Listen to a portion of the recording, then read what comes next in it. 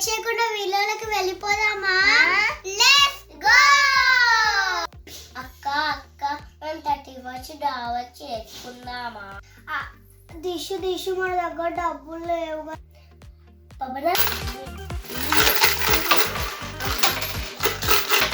పద